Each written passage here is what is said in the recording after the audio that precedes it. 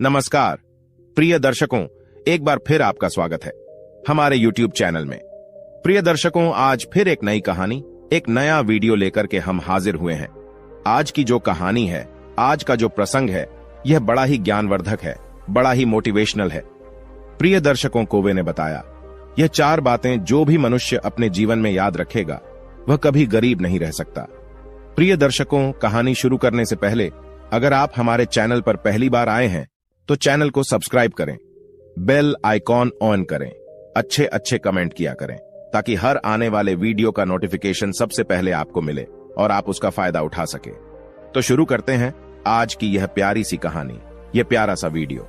प्रिय दर्शकों, किसी जंगल में वट वृक्ष पर घोंसला बनाकर एक कौवा अपने परिवार के साथ रहता था। कौवे के परिवार में उसकी पत्नी कौवी और उसके 2 बच्चे थे। दर्शकों, वह कौवा बड़ा ही निर्धन था। उसे अपने परिवार का पेट भरने के लिए कहीं दाना पानी नहीं मिलता था। वह कौवा हर रोज जंगल में दाना पानी की खोज करता, लेकिन उसे कहीं भी दाना पानी नहीं मिलता था। प्रिय दर्शकों, कौवा का परिवार इसी तरह थोड़ा बहुत जो मिल जाता उसी में अपना गुजारा कर रहा था।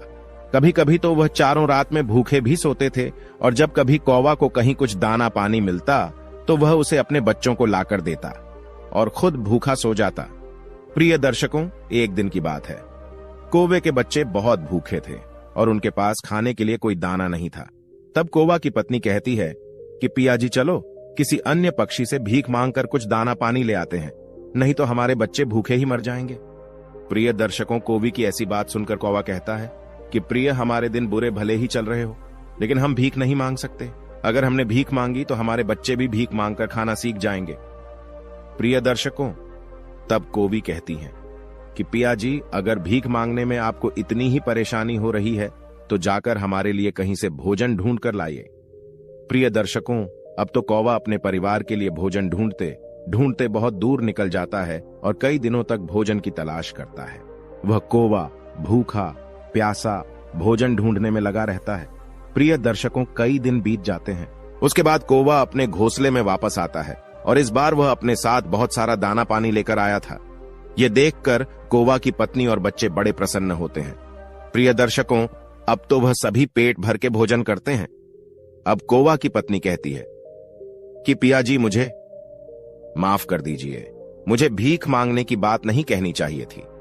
अब कौवा कहता है कि प्रिय, मैं तुम्हें एक कहानी सुनाता हूं, तब तुम्हें मेरी बात समझ में आएगी और जो भी मनुष्य इस कहानी को सुन लेगा वह कभी गरीब नहीं रहेगा, कभी भीख मांगकर नहीं खाएगा। प्रिय दर्शकों, कौवा अपनी कहानी प्रारंभ करता है। कौवा कहता है कि प्रिय, किसी शहर में एक निर्धन परिवार रहता था। उस परिवार में पति और पत्नी सिर्फ 2 ही सदस्य थे। कच्चे घर में वह अपना गुजारा कर रहे थे। वह गरीब आदमी मजदूरी करके अपना और अपनी पत्नी का पेट पालता था। इसी तरह दोनों के जीवन की गाड़ी चल रही थी। समय के साथ कौवी गर्भवती हो जाती है। यह सुनकर उसका पति बहुत खुश होता है। वह सोचने लगता है कि अब हमारे घर में भी एक नन्हा सा पुत्र खेला करेगा, हम उसे गोद में खिलाया करेंगे। प्रिय दर्शकों, धीरे धीरे समय गुजरता है। अब उस गरीब के घर में धीरे धीरे वह दिन भी आ जाता है। अब उसकी पत्नी एक बच्चे को जन्म देने वाली थी। उसे उसका पति एक अस्पताल में भर्ती कराता है। प्रसव का समय जब निकट आता है तो इधर वह गरीब आदमी अपने होने वाले बच्चे को लेकर मन में सपने संजोता है। तब तक उसके पास यमराज का बुलावा आ जाता है। उसकी एक दुर्घटना में मृत्यु हो जाती है। शहर के कुछ लोग इधर उस आदमी का अंतिम संस्कार करते हैं तो दूसरी तरफ उसकी स्त्री अस्पताल में अपने बच्चे को जन्म दे रही होती है। जब उस बेचारी को यह खबर मिलती है कि उसके पति की मृत्यु हो गई है तो उसका कलेजा फट जाता है। उस बेचारी का दुनिया में सिर्फ उसका पति ही तो था, अब वह भी उसे छोड़कर चला गया था। अब तो वह सिसक सिसक कर रो पड़ती है कि हे भगवान, यह तूने कैसा मेरे ऊपर दुखों का पहाड़ गिरा दिया। मेरा जो सहारा था उसे ही मुझसे छीन लिया। कम से कम इस बच्चे का तो ख्याल किया होता जिसका अभी जन्म भी नहीं हुआ है। पैदा होने से पहले ही तुमने उसके सर से पिता का साया हटा दिया। अब कौन इस बच्चे का पालन पोषण करेगा। प्रिय दर्शकों, कौवा आगे कहता है कि प्रिय, वह दुखियारी अस्पताल में ही अपने पति को याद करके बुरी तरह से रो रही थी।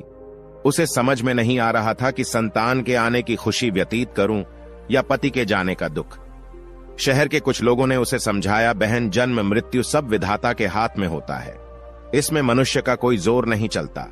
यह भी कहा जाता है कि परमात्मा जो करता है अच्छा ही करता है, इसलिए जो चला गया उसका शोक छोड़िए और जो आया है उसके बारे में सोचिए। इधर कई तरीकों से लोग उस गरीब महिला को समझाते हैं। कुछ ही देर में उसने एक सुंदर से पुत्र को जन्म दिया। बेटे को देखकर उसका कुछ दुख हल्का होता है। सोचती है कि अब मैं इस पुत्र को पाल पोस कर बड़ा करूंगी, यही मेरा सहारा बनेगा। अब वह अपने बच्चे को लेकर अपने घर आ जाती है।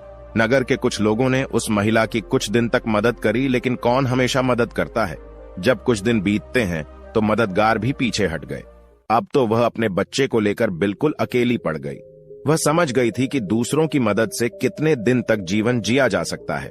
यदि हमें जीना है और इस बच्चे को पालना है तो खुद जिम्मेदारी उठाना होगा, खुद कोई काम करना पड़ेगा। इस प्रकार वह महिला दूसरों के घरों में अपने लिए साफ सफाई का काम तलाश लेती है। काम करके जो पैसे मिलते थे उनसे वह अपने बच्चे का पेट पालने लगी। समय के साथ धीरे धीरे उसका पुत्र बड़ा होने लगता है।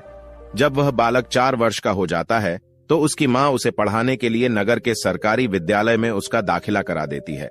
सोचा कि मैं अपने बच्चे को पढ़ा लिखाकर इसका जीवन बना दूंगी, कि उसे कभी किसी के आगे हाथ ना फैलाने पड़े। प्रिय दर्शकों, कोवा आगे कहता है कि प्रिय मेहनती मनुष्य के लिए कोई लक्ष्य दूर नहीं होता, पढ़े लिखे विद्वान के लिए कोई जगह विदेश नहीं होती, और मीठा बोलने वाले के लिए कोई पराया नहीं होता। अब इस प्रकार वह महिला मेहनत मजदूरी करके अपने बच्चे को पढ़ाने लगती है। बच्चा भी ठीक से समझता था कि उसके घर में केवल मां ही है। परिवार का खर्च चलाने वाला उसका पिता उसके जन्म से पहले ही चला गया है, इसलिए वह पढ़ाई भी खूब मन लगाकर करता था। धीरे धीरे बच्चे की उम्र 11 वर्ष की हो जाती है। एक दिन की बात है, वह स्त्री बहुत बीमार पड़ जाती है। उसने सोचा कोई छोटी मोटी बीमारी होगी, इसीलिए कभी उस पर ध्यान नहीं दिया, लेकिन उसकी हालत दिन पर दिन खराब होती चली गई। बीमार होने की वजह से वह काम पर भी नहीं जा पाती थी। घर में इतने पैसे भी नहीं थे कि कहीं अपना ठीक से इलाज करा लेती। मां को अत्यंत बीमार देखकर बेटे को बहुत चिंता होती है। वह बालक कहता है, मां तुम चिंता मत करो, मैं तुम्हारे लिए अभी डॉक्टर के पास से दवाई लेकर आता हूं, तुम उसे खा लेना, फिर तुम जल्दी ही ठीक हो जाओगी। अपने बेटे की बात सुनकर मां की आंखें भर आती हैं। कहने लगी, बेटा अब तुम्हें कहीं जाने की जरूरत नहीं है, मेरा भी अब समय आ गया है। मैं तुम्हारे पिता के पास जाना चाहती हूं, लेकिन जाने से पहले तुम मेरी एक बात हमेशा याद रखना। जब तेरा जन्म नहीं हुआ था तब तेरे पिता ने और मैंने एक सपना देखा था कि हम अपने बच्चे को पढ़ा लिखा कर इतना काबिल बना देंगे कि उसे हमारी तरह गरीबी भरी जिंदगी ना जीनी पड़े। लेकिन बेटा मैं उस सपने को पूरा नहीं कर पाई। हे मेरे बेटे, मैं यदि चली भी जाऊं तो तुम अपने पिता के सपने को जरूर साकार करना। तुम ऐसा कोई काम मत करना जिससे तुम्हारे पिता का नाम खराब हो। तुम इस प्रकार से अपना जीवन जीना कि तुम्हारा नाम दूर दूर तक लोग जान जाए। कभी बेटा पैसे के पीछे मत भागना। पैसे के लिए तो लोग इतने नीचे गिर जाते हैं कि अपने माता पिता की इज्जत का भी ख्याल नहीं करते। तुम हमेशा अपना नाम कमाना बेटा, हमेशा स्वाभिमान बनकर जीना। कभी किसी के आगे अपने हाथ मत फैलाना, किसी से याचना मत करना।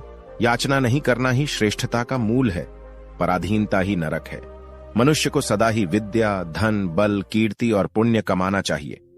लड़के ने कहा, मां तुम घबराओ नहीं, मैं तुम्हारे लिए अभी दवाई लेकर आता हूं। और इतना कहकर लड़का मां से 10 रुपए लेकर दवा लेने चला जाता है। बेटे के जाते ही इधर उस गरीब स्त्री के प्राण निकल जाते हैं। प्रिय दर्शकों, जब नगर वालों को पता चलता है तो सब लोग इकट्ठे होकर उस स्त्री का उसके बेटे के हाथों अंतिम संस्कार कराते हैं। अब तो वह बालक बिल्कुल अकेला हो गया था, बिना माता पिता का बेटा। उम्र भी ज्यादा नहीं थी, आखिर जाए तो कहां जाए, करें तो क्या करें। दूर के जो रिश्तेदार थे उन्होंने भी उस बालक पर ध्यान नहीं दिया। आखिर वह गरीब जो था, लेकिन वह बच्चा अकेले ही अपने जीवन की राह पर चल देता है। उसने कभी हार नहीं मानी। जो पैसे मां छोड़ गई थी, कुछ दिन तक उन पैसों से अपना गुजारा चलाता रहा। कुछ दिन के बाद वह पैसे खत्म हो जाते हैं। घर में भी कुछ नहीं था। अब तो एक ही चारा था कि कुछ काम धंधा किया जाए, तभी भोजन की व्यवस्था होगी, तभी स्कूल की फीस भरी जाएगी। प्रिय दर्शकों, कोवा आगे कहता है, ये लड़के को अपनी मां की बात अच्छी तरह याद थी। उसकी मां ने कहा था कि बेटा कितना भी बुरा वक्त आ जाए पर किसी के आगे हाथ मत फैलाना, मेहनत करके ही अपना जीवन यापन करना। लड़के को अपनी मां की यह बात अच्छी तरह याद थी, इसलिए वह कभी किसी के आगे भीख नहीं मांगता था। विद्यालय से आने के बाद वह किसी के खेतों में काम करने चला जाता, कभी किसी की चाय की दुकान पर काम कर लेता और वहां से कुछ पैसे मिलते तो अपने विद्यालय की फीस भर देता था। और अपने खाने पीने की सामग्री खरीद लाता था। इस प्रकार छोटी सी आयु में वह बच्चा पढ़ाई भी करता था और मजदूरी भी करता था। धीरे धीरे कुछ साल ऐसे ही निकल जाते हैं। बच्चा अब अपने नगर से निकलकर कस्बे में पढ़ने लगता है। तब उसकी कॉपी किताबों का विद्यालय की फीस का खर्चा बढ़ जाता है, लेकिन उस बालक ने हिम्मत नहीं हारी। रोजाना विद्यालय जाता था। वह जो भी कमाता था उसकी सारी कमाई पढ़ने लिखने में ही लग जाती थी और जो कुछ थोड़ा बहुत बचता था उससे अपना पेट भर लेता था। प्रिय दर्शकों, अगर वह कहीं कोई स्थायी काम करता तो उसकी पढ़ाई छूट जाती थी और पढ़ाई करता तो पेट भरने के लिए भी कुछ नहीं था, इसलिए साथ ही साथ वह दोनों काम करता था।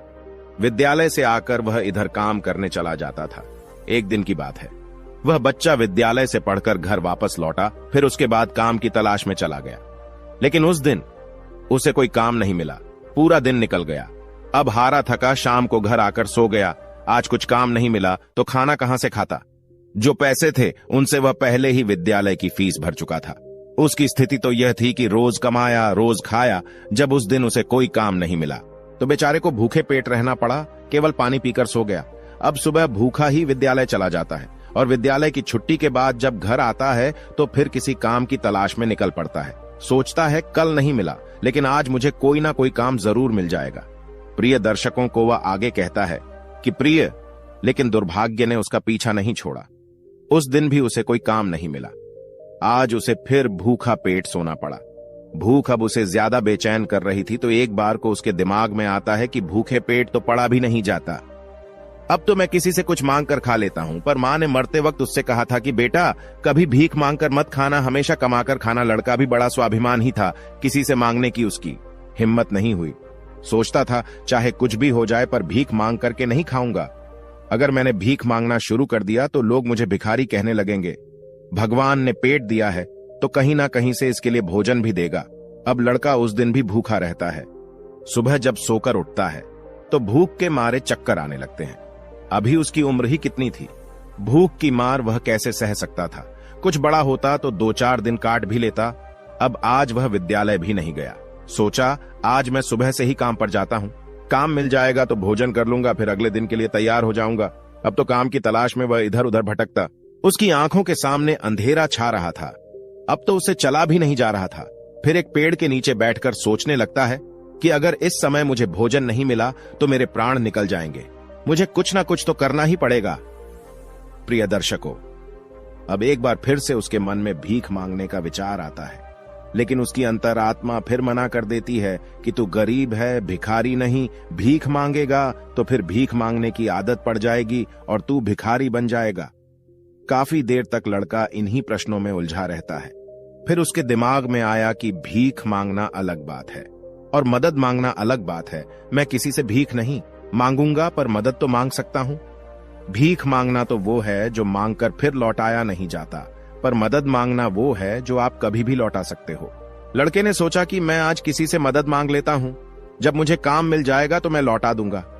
अब तो लड़का वहां से चलता है तो उसे नगर के बाहर एक बड़ा सा घर दिखाई देता है। लड़का उस द्वार पर जाकर द्वार को खटखटाता है। तब घर के अंदर से एक महिला निकलती है। महिला ने द्वार पर देखा कि 10-11 वर्ष का बड़ा ही उदास सा मासूम सा लड़का खड़ा है। पहले तो वहां महिला उस लड़के से पूछती है कि बेटा तुमने दरवाजा क्यों बजाया, क्या कुछ काम है? लड़का दोनों हाथ जोड़कर कहता, हे मां जी, मैंने दोपहर के समय आपको तकलीफ दी, इसके लिए क्षमा चाहता हूं। तब वह महिला पूछती है, बेटा क्या तुम्हें कुछ चाहिए? मैं तुम्हारी क्या मदद कर सकती हूं? प्रिय दर्शकों को वह आगे कहता है कि प्रिय वह महिला भी एक बच्चे की मां थी, इसीलिए ममता का भाव उसके शब्दों में था। उस महिला के पूछने पर एक बार तो लड़के के मन में यह आया कि चलो इन माँ जी से मैं कह ही देता हूं कि मैं 2-3 दिन से भूखा हूं और भोजन ना मिलने के कारण बहुत परेशान हूं। लेकिन उसके स्वाभिमान ने उसे रोक लिया और वह भोजन की जगह पानी मांग बैठा। कहने लगा, मां जी मुझे बहुत जोर की प्यास लगी थी, इसलिए दरवाजा खटखटाया था, क्या एक गिलास पानी मिल सकता है? प्रिय दर्शकों, लेकिन वह महिला बहुत समझदार थी। उसने जब लड़के को देखा तो वह समझ गई कि बालक बहुत भूखा है। वह कहती है, बेटा तुम थोड़ी देर रुको, मैं तुम्हारे लिए पानी लेकर आती हूं। वह महिला घर के अंदर जाती है और अपनी रसोई से एक गिलास दूध और कुछ लड्डू लेकर द्वार पर आती है और दूध से भरा गिलास उस लड़के को दे देती है। लड़के ने जब गिलास पकड़ा तो उसमें दूध था। दूध को देखकर लड़का खुश हो जाता है। लड़का मन ही मन उस मां को दुआएं देने लगता है।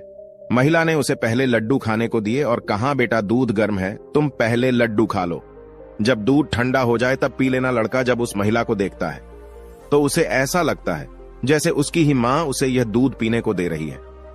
मन ही मन सोचता है, कितनी अच्छी मां है, मैंने एक गिलास पानी मांगा था और यह दूध ले आई। उसने समझ लिया कि मैं भूखा हूं। लड़का आराम से बैठकर लड्डू खाता है और दूध पीता है। तब वह स्त्री कहती है, बेटा क्या तुम्हें और कुछ चाहिए? लड़का सोचने लगता है कि इस दूध के बदले में मैं इस माता को क्या दे सकता हूं, मेरे पास तो कुछ भी नहीं है। दूध पीने के बाद लड़का कहता है, मां जी मैंने आपसे पानी मांगा और आपने मुझे दूध पिलाया, इसके बदले में मैं आपको क्या दे सकता हूं? महिला ने कहा, बेटे मैंने तुम्हें दूध इसलिए नहीं पिलाया है ताकि तुमसे बदले में कुछ ले सकूं। महिला कहने लगी, बेटा तुम्हारा चेहरा देखकर लग रहा था कि तुम बहुत भूखे हो, तो मैंने सोचा कि पानी क्या पिलाया जाए, दूध ही पिला देती हूं, इसलिए मैं तुम्हारे लिए दूध ले आई। लड़के ने फिर कहा, नहीं मां जी, आप इसके बदले में मुझसे जरूर कुछ मांगे, मैं आपको अपनी हैसियत के हिसाब से कुछ जरूर दूंगा। लड़के की बात सुनकर महिला सोचती है, यह लड़का बड़ा स्वाभिमान है। वह लड़का बार बार उससे मांगने की बात करता है तो वह महिला उसका मन रखने के लिए कह देती है कि बेटा मैंने यह दूध पिलाकर तुम पर कोई एहसान नहीं किया है, फिर भी यदि तुम मुझे कुछ देना चाहते हो तो बेटा तुम मुझे एक वचन दो कि जिस प्रकार आज मैंने तुम्हारी मदद की है, इसी प्रकार तुम भी जब कभी मदद करने लायक हो जाओ तो किसी जरूरतमंद की मदद कर देना। जिस दिन तुम किसी की मदद कर दोगे उसी दिन तुम मेरे इस एहसान से मुक्त हो जाओगे। प्रिय दर्शकों, उस महिला ने यह बात इसलिए कही थी ताकि वह लड़का अपने आप को मजबूर ना समझे और खुशी खुशी अपने घर को जा सके। वह लड़का उस बात को अपने दिमाग में बैठा लेता है। वह उस महिला के पैर छूकर काम की तलाश में आगे को चला जाता है और इस प्रकार धीरे धीरे कई दिन बीत जाते हैं। जिस विद्यालय में वह पढ़ता था उसी विद्यालय में उस स्त्री का बेटा भी पढ़ता था जिसने उसे दूध पिलाया था। एक दिन वह महिला अपने बच्चे को विद्यालय छोड़ने जाती है तो उसने देखा कि विद्यालय में वह लड़का भी पढ़ रहा था। वह स्त्री उस लड़के को पहचान लेती है।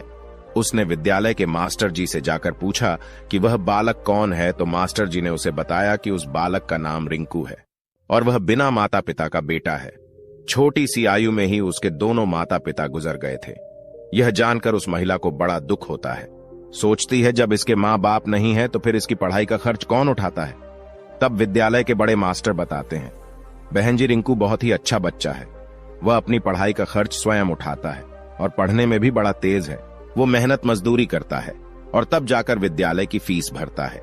जब कभी वह विद्यालय नहीं आता है और अपनी फीस भी समय पर नहीं दे पाता है तो हम लोग उस पर ज्यादा दबाव नहीं बनाते। प्रिय दर्शकों को वह आगे अपनी पत्नी कोवी से कहता है कि प्रिय, जब उस स्त्री को संकेत की स्थिति का पता चलता है तो वह करुणा से भर जाती है। उसका मन करता है कि मैं उस बालक की कुछ मदद करूं जिसका कोई नहीं होता। ऐसे ही लोगों की मदद तो करनी चाहिए, तभी भगवान प्रसन्न होता है। जिसका कोई नहीं है वह भगवान का है और उसकी मदद करने का अर्थ है कि आपने भगवान को प्रसन्न कर दिया। महिला ने सोचा, यह लड़का मुझसे पैसे तो लेगा नहीं क्योंकि यह बड़ा स्वाभिमानी बालक है। तब उस महिला ने बड़े मास्टर जी से कहा, श्रीमान जी, अगर मैं इस बालक की फीस भर दिया करूं तो आपको कोई आपत्ति तो नहीं है? मास्टर ने कहा, बहन जी आपकी सोच अच्छी है, आप उसकी फीस भरेंगी तो मुझे तो कोई आपत्ति नहीं होगी, लेकिन रिंकू इस बात के लिए तैयार नहीं होगा। तब वह महिला कहती है, मास्टर जी मैं उस बच्चे की मदद करना चाहती हूं, आप किसी तरह से रिंकू को समझा देना, उससे कह देना कि आपकी स्थिति को देखते हुए सरकार ने आपकी फीस माफ कर दी है, तुम्हें फीस भरने की कोई जरूरत नहीं है। प्रिय दर्शकों, मास्टर जी भी इस बात से सहमत हो जाते हैं। वह महिला रिंकू की पूरे वर्ष की फीस भर के अपने घर चली जाती है। इस तरह वह हर वर्ष उसके पूरे साल की फीस जमा कर दिया करती थी ताकि रिंकू मन लगाकर पढ़ सके। अब तो रिंकू पूरा मन लगाकर पढ़ता था और अपने खाने पीने के लिए किसी दुकान पर काम कर देता था। प्रिय दर्शकों को वह आगे कहता है कि प्रिय डूबते को तिनके का सहारा ही बहुत होता है। उस महिला की थोड़ी सी मदद से रिंकू की अच्छी खासी मदद हो गई। वह अब खूब मन लगा करके पढ़ता था। इसी तरह कुछ वर्ष और बीत गए। अब आगे की पढ़ाई करने के लिए रिंकू को शहर में जाना पड़ा। सोचा शहर में रहकर मैं कोई छोटी मोटी नौकरी कर लूंगा और अपनी पढ़ाई भी करता रहूंगा। इस बात का पता उस महिला को तब चलता है जब वह उसकी फीस भरने के लिए विद्यालय में जाती है। वह महिला जब संकेत की फीस जमा करती है तो मास्टर जी लोग बताते, बहन जी रिंकू आगे की पढ़ाई करने के लिए शहर चला गया है, अब तुम्हें उसकी फीस जमा करने की कोई जरूरत नहीं है। उस महिला ने जब यह सुना तो सोचने लगी, कोई बात नहीं, भगवान ने मुझे उसकी मदद करने का इतना ही समय दिया होगा। हे भगवान, उस बालक पर दया दृष्टि बनाए रखना, वह जहां भी रहे खुश रहे। इस प्रकार वह स्त्री अपने घर लौट आई और अपने घर गृहस्थी की दुनिया में व्यस्त हो गई। प्रिय दर्शकों, उधर रिंकू शहर में जाकर अपनी पढ़ाई करने लगा। खर्चा चलाने के लिए उसने एक नौकरी तलाश कर ली। इस प्रकार 25 वर्ष बीत जाते हैं। न तो रिंकू उसे महिला से मिल पाता है, न वह महिला रिंकू से मिल पाती है। उस महिला का बेटा भी अब बड़ा हो गया था। उसका बेटा एक व्यापारी बन गया था। प्रिय दर्शकों, वह स्त्री तो पहले से ही अपने घर से संपन्न थी, ऊपर से उसका बेटा व्यापार करके खूब धन कमाता था। उस माँ का बेटा भी बड़ा संस्कारी था, वह भी अपनी माँ को बहुत प्यार करता था। प्रिय दर्शकों को वह आगे अपनी पत्नी से कहता है कि प्रिय, एक दिन उसकी माँ बहुत बीमार पड़ जाती है। शाम को जब उसका बेटा घर आता है तो वह अपनी माँ की हालत को देखकर बेचैन हो जाता है। वह अपनी माँ को अस्पताल में भर्ती कराता है। जांच में पता चलता है कि उसकी माँ को कैंसर है। वह लड़का डॉक्टर से कहता है, डॉक्टर साहब आप मेरी माँ का अच्छे से इलाज कीजिए, पैसों की बिल्कुल चिंता मत करना। तब डॉक्टर कहते हैं, भाई तुम्हारी माँ को कैंसर की बीमारी है और कैंसर का इलाज बहुत महंगा होता है, छोटे मोटे अस्पतालों में इसका इलाज भी नहीं होता है। इसके लिए तुम्हें किसी बड़े शहर में जाकर किसी बड़े अस्पताल में इसका इलाज कराना होगा, और बड़े अस्पताल का मतलब है कि खर्चा भी बहुत अधिक होगा। बेटे ने कहा, डॉक्टर साहब मैं अपनी माँ को ठीक करने के लिए कुछ भी कर सकता हूँ, आप मुझे बस कोई रास्ता बताइए, मैं अपनी माँ का इलाज कहाँ करा सकता हूँ। तब डॉक्टर उसे बड़े शहर जाने की सलाह देते हैं। डॉक्टर बोले, बड़े शहर में कैंसर का हॉस्पिटल है, यदि वहां का इलाज तुमने पूरा करा लिया तो तुम्हारी माँ इस रोग से बच सकती है, नहीं तो तुम्हारी माँ के प्राण संकट में पड़ सकते हैं। यह सुनकर लड़का घबरा जाता है। वह डॉक्टर साहब से बड़े शहर वाले डॉक्टर साहब का नंबर और पता लेकर अपनी माँ को बड़े शहर ले जाता है। प्रिय दर्शकों, उसकी माँ तो उसे बहुत मना करती रही कि बेटा तुम मुझे कहाँ ले जाओगे, इतना पैसा कहाँ है हमारे पास, बड़े शहर में अच्छा इलाज कराने के लिए हमारे पास पर्याप्त पैसा नहीं है, यही से डॉक्टर साहब से दवा ले लेते हैं, धीरे धीरे मैं सही हो जाऊंगी, तुम परेशान मत हो। तब लड़का बोला, माँ इस दुनिया में एक तुम ही तो हो जिसके होने से मुझे कभी अकेलापन महसूस नहीं होता, कभी मुझे किसी बात की चिंता नहीं होती, इसीलिए कुछ भी हो जाए मैं तुम्हें इस बीमारी से मरने नहीं दूंगा। धन का क्या है, खत्म हो गया तो फिर कमा लेंगे, लेकिन माँ तो फिर नहीं मिल सकती। इस प्रकार लड़का अपनी माँ को बड़े शहर लेकर जाता है। प्रिय दर्शकों, जिस डॉक्टर से उसकी माँ का इलाज होना था वह डॉक्टर साहब उस समय अस्पताल में नहीं थे, वह किसी मरीज को देखने के लिए विदेश गए थे। अस्पताल के कर्मचारी ने बताया कि डॉक्टर साहब कल आएंगे, तब तक आप अपनी माँ को अस्पताल में भर्ती करा दो। लड़के ने बिना देर किए अपनी माँ को भर्ती करा दिया और डॉक्टर साहब के आने का इंतजार करने लगता है। प्रिय दर्शकों, अगले दिन जब डॉक्टर साहब आते हैं तो वह लड़का अपनी माँ की हालत डॉक्टर साहब को बताता है। डॉक्टर साहब ने भरोसा दिया कि जांच के आधार पर मैं कह सकता हूं कि तुम्हारी माँ ठीक हो जाएगी, मगर इनका इलाज काफी लंबा चलेगा। लड़के ने कहा, डॉक्टर साहब कुछ भी हो जाए, मैं अपनी माँ को ठीक कराकर ही घर ले जाना चाहता हूँ, चाहे इसके लिए मुझे अपना सब कुछ बेचना पड़े, कितने ही दिन मुझे यहाँ रुकना पड़े। प्रिय दर्शकों, इस प्रकार वहां के डॉक्टर ने उस माँ का इलाज शुरू कर दिया। अगर छोटे शहर की बात होती तो खर्चा कुछ कम हो जाता, लेकिन वहां का खर्चा तो बहुत लंबा था। फिर भी उस लड़के ने हिम्मत नहीं हारी। प्रिय दर्शकों, वह कहता है कि मां से अनमोल संसार में कुछ भी नहीं है। डॉक्टर साहब जो दवाइयां लिखते थे वह दवाइयां बहुत महंगी आती थीं। लड़का अपनी मां के लिए महंगी से महंगी दवाइयां लेकर आता था। उधर उसका जो व्यापार था वह अपनी मां की देखरेख के कारण उसमें भी समय नहीं दे पाया, तो वह भी ठंडा पड़ गया। कई दिन तक इलाज होता रहा। धीरे धीरे मां की हालत में सुधार होने लगा। बेटे के पास जो जमा पूंजी थी वह खत्म होने लगी। इधर मां को जब पता चलता है कि बेटे के पास अब पैसे नहीं रहे तो मां कहती है, बेटा तुम इतनी महंगी दवाइयां क्यों ले रहे हो, कहां से डॉक्टर साहब की फीस भरोगे, कहां से दवाइयों का खर्च उठाओगे, तुम्हारा व्यापार भी बंद हो गया है। तब बेटा कहता है, मां तुम चिंता मत करो, मैं तुम्हारा इलाज, अपना मकान दुकान सब कुछ बेचकर कराऊंगा। मां भी बेटे की जिद के आगे बेबस हो जाती है। वह लड़का अपनी मां का इलाज निरंतर जारी रखता है और धीरे धीरे 1 महीना बीत जाता है। प्रिय दर्शकों, वहां पर एक बात बड़ी ही विचित्र थी। उस अस्पताल का जो सबसे बड़ा डॉक्टर था वह जब उस लड़के की मां से मिलने आता था तो 2-4 घंटे उस माँ के पास बैठकर बातें किया करता था। ये देखकर माँ को भी बड़ा अच्छा लगता था कि अजीब डॉक्टर है, इतना बड़ा डॉक्टर है जिसे बिल्कुल भी फुर्सत नहीं है। वह मुझसे बात करने के लिए इतना समय कैसे निकाल लेता है। प्रिय दर्शकों, इस प्रकार कई दिन बीत जाते हैं। तो एक दिन वह लड़का डॉक्टर के पास में जाता है और डॉक्टर साहब से पूछता है कि डॉक्टर साहब, अभी मेरी माँ का इलाज कितने दिन और चलेगा।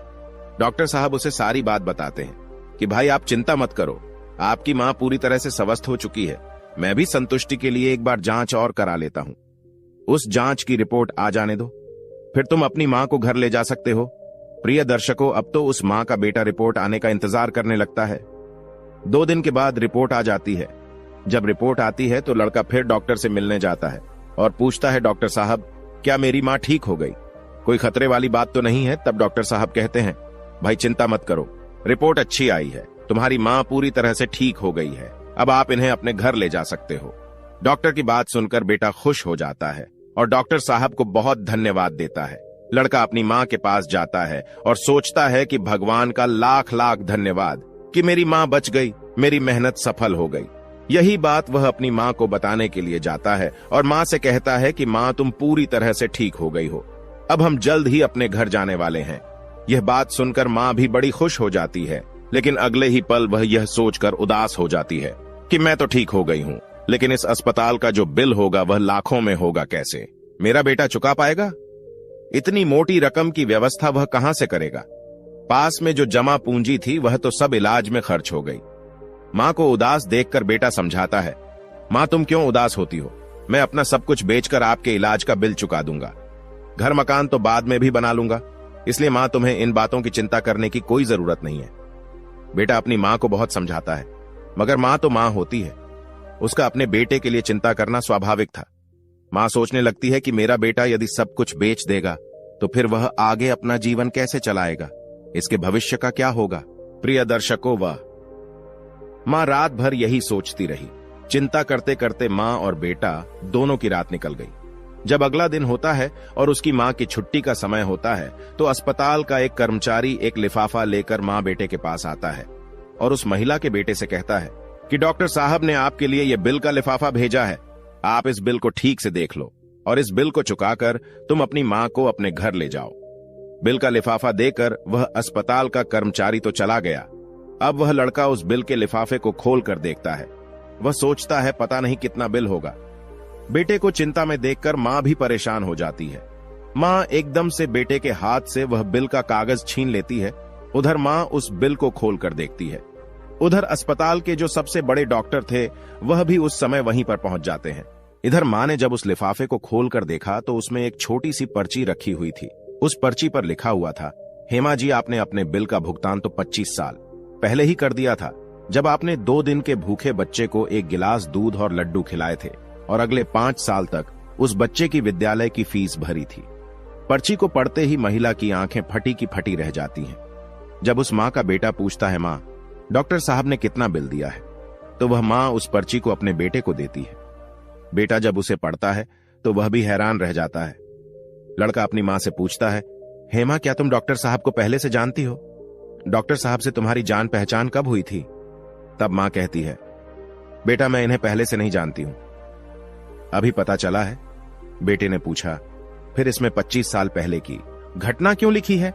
तब मां कहती है, बेटा 25 साल पहले जब तुम बहुत छोटे थे तब तुम्हारी उम्र का एक छोटा सा लड़का भरी दोपहर में हमारे घर के द्वार पर आया था।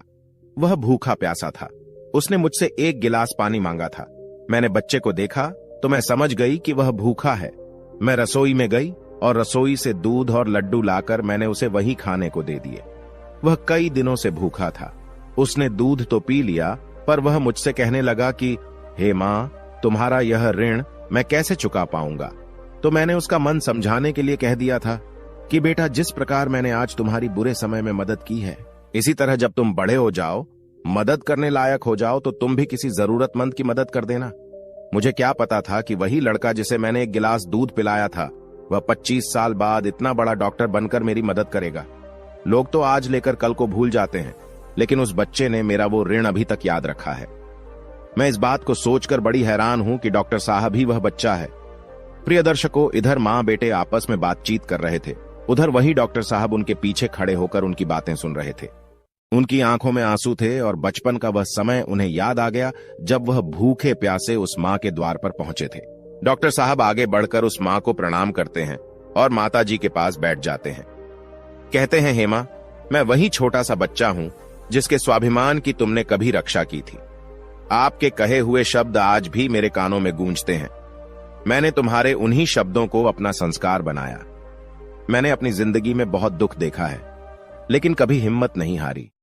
मैं तुम्हारा बहुत बड़ा कर्जदार हूं। यदि तुम मेरे विद्यालय की फीस नहीं भरती तो आज मैं इतना बड़ा डॉक्टर बना नहीं बैठा होता।